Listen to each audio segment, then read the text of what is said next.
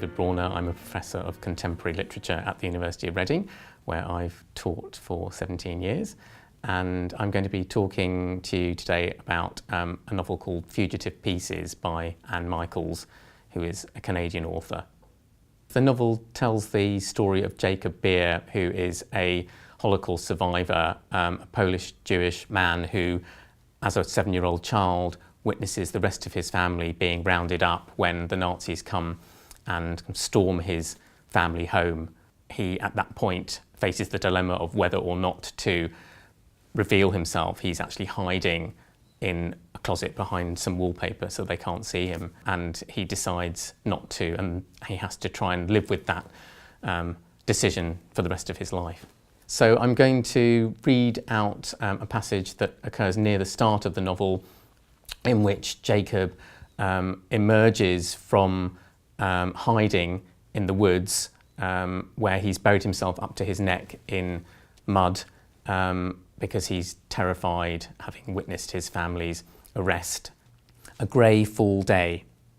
At the end of strength, at the place where faith is most like despair, I leapt from the streets of Biskupin, from underground into air.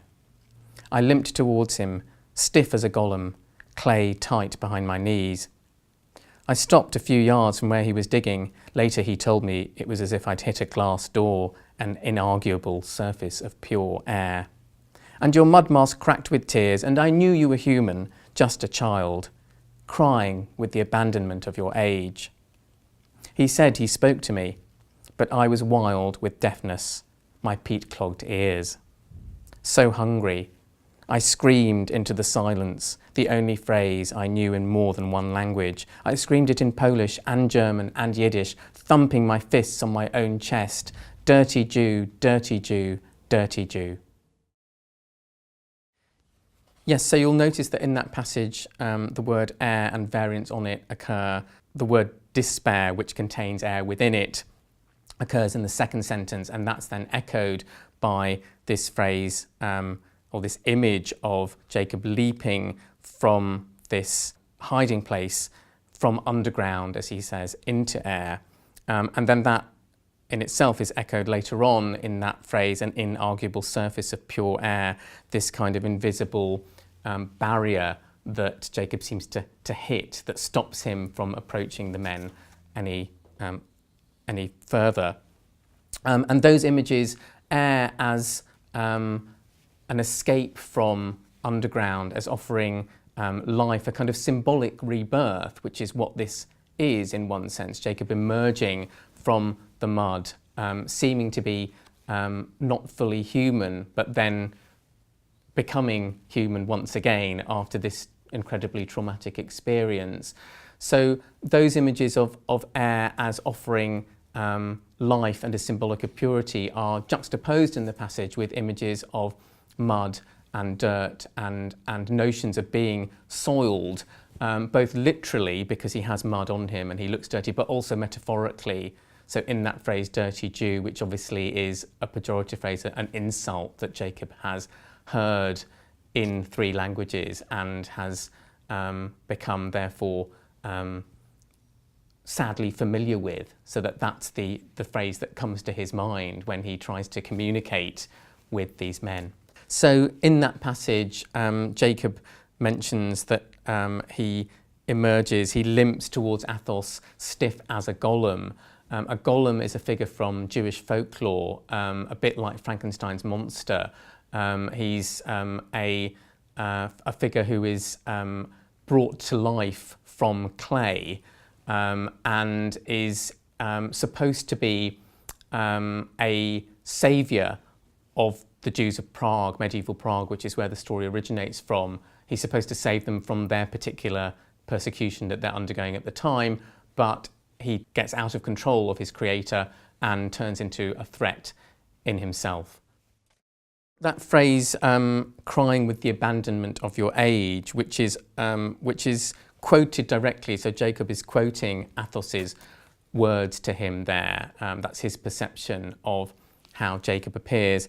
And it's a very richly ambiguous phrase, I think, because it refers on the one hand to the way in which Jacob as a young child gives himself up completely to this emotion of pure despair and misery and sorrow, but also to his guilt, because he himself has both, in a sense, been abandoned by his family, albeit unwittingly. They don't choose to be taken away, but to him that's how it feels. He feels abandoned, but also he feels guilt because, in a sense, he has abandoned them, because he did not show solidarity with them at the key moment when he might have made his presence known to the soldiers and therefore stayed with them and shared their fate.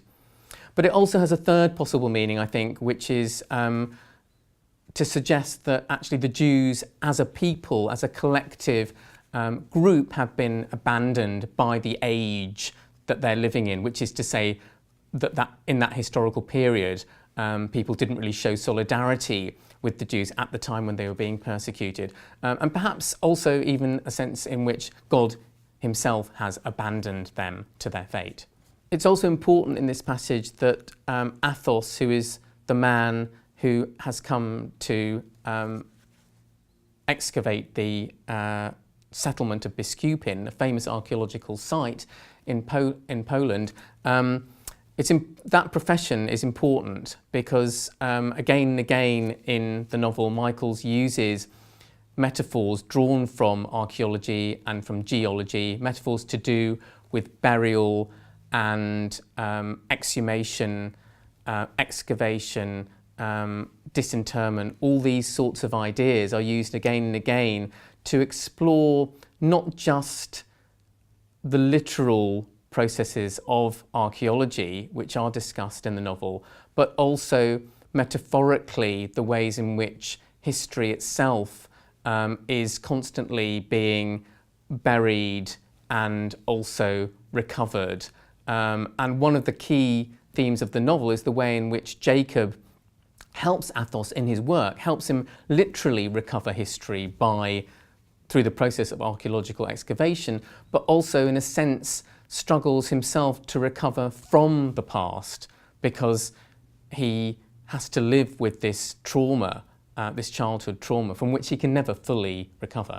One of the things that I hope has emerged from that reading of the passage is the way in which this is a very beautifully written and poetic novel, and that's a reflection of the fact that Michaels began her career as a poet before she became a novelist. This was her first novel, and the prose throughout the novel is very poetic, and she self-consciously deploys certain recurring images that are related to each other. So you'll have noticed the importance of images of air in that passage, but also of earth, the earth that Jacob is literally covered with because he's been hiding submerged in it, but also the earth, the clay that the Golem is made out of, and the process through which he's animated, which involves the kind of the fire of creation. And water also plays an important part in the novel because the section from which that passage is taken is called the Drowned City, and that's because Biskupin, the archaeological site of Biskupin, is taken over by the Nazis when they invade and occupy Poland, and then when they leave at the end of the war, when they're forced to retreat, they actually flood the site. They flood the site hoping that that will destroy it, but actually, ironically, it doesn't. It actually helps to preserve it. So there's a lot of elemental imagery in the novel, and that's one of the ways in which Michaels explores the sense in which Jacob is struggling with those very fundamental elements of what it is to be human and to exist in the world.